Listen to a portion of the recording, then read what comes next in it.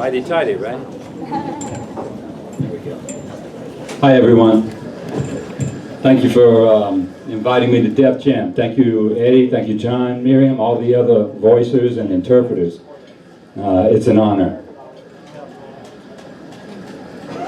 I'm going to do a poem for you.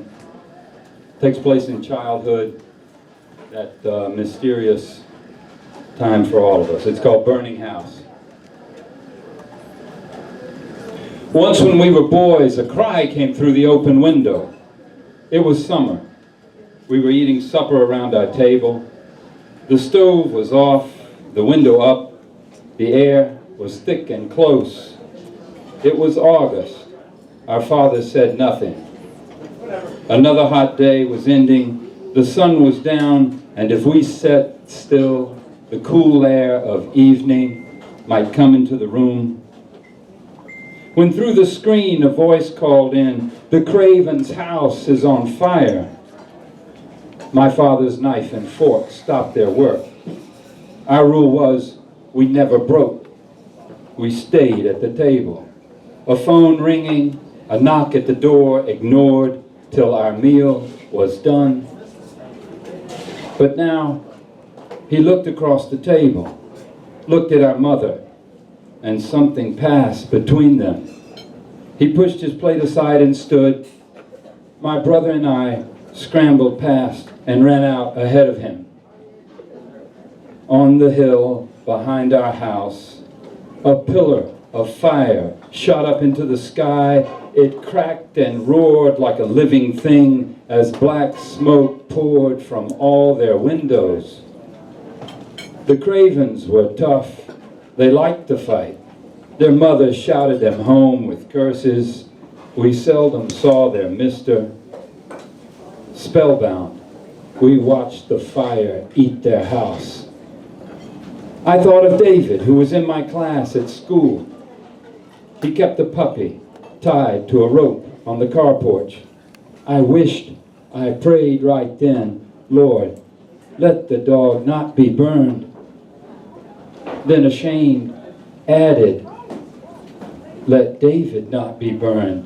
Let him come out of the fire, and he can stay in my room. I'll make a bed for him on the floor beside mine. He can wear my clothes. I'll help him with math and spelling, and he can sit and eat with us." The Craven brothers were at baseball practice, as it turned out.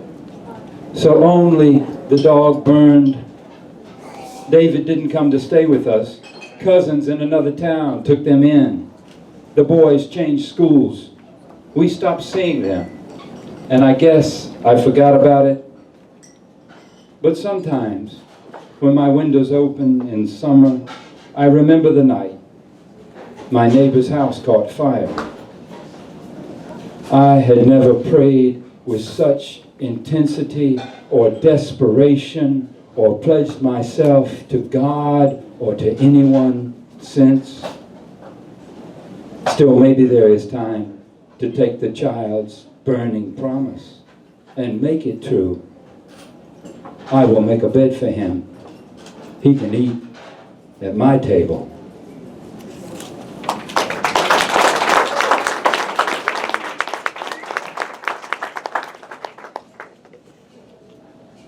On the subject of love, I think all of us who love deeply also live with a fear of losing that. So this is for that second, for both emotions together. This one's called Asleep and Awake.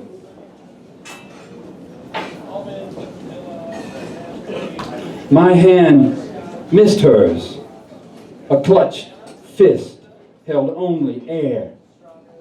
Stella, leaning past the edge to look at the silver river far below, had slipped, reached for me, and instant, terrible knowledge. I knew I had not saved her, and she would die. Summer air vibrated with heat. We fanned mosquitoes away, spit them from our mouths sometimes, disgusted but amused, hiking side by side the trail along the canyon water.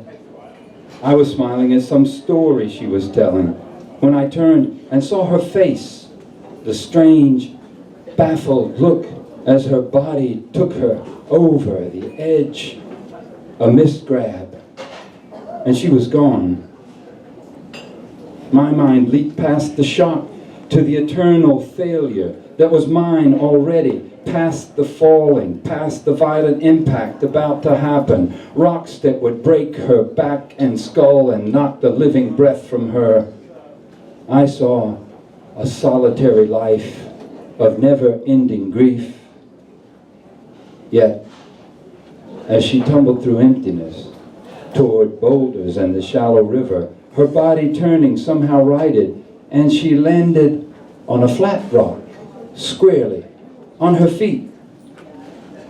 A person who dies in your dreams dies for real, they say, though you don't know you're dreaming till your eyes open. My falling daughter was a pinwheel of arms, legs, flying hair. Then the sails of her body opened, snapped full, and she was safe, and looked at me from such a depth, and I at her from such a height. And we began to laugh in disbelief, in gladness for this trick of life with death so near. I was dreaming. Then I was awake, eyes open in a quiet room to light in windows, but stricken by an awful doubt that the split-second salvation, the miracle of my child alive, were a false dream. I got up from bed, tiptoed down the hall to her door, and opened. Stella breathing, softly, with eyes closed, black hair wildly spread and lost in her own dreams.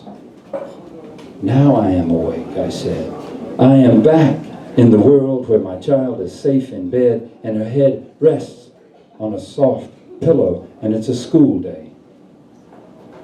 I will place this dream of my daughter by the nightmare of my son who fell to the floor with a thud one winter night and lay beyond reach as we cried his name, shouted into his ears, but could not summon him, his shut eyes quivering in an ecstasy of dark dreaming.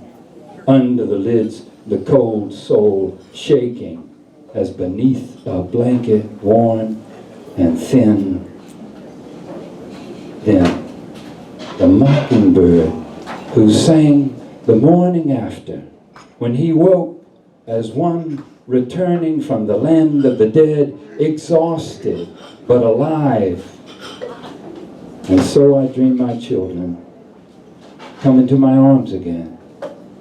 I look at the walls and windows. The room is here, my wife beside, and on the floor, a book face down, where it slipped last night from my fingers, waits and dares me to pick it up and continue our story.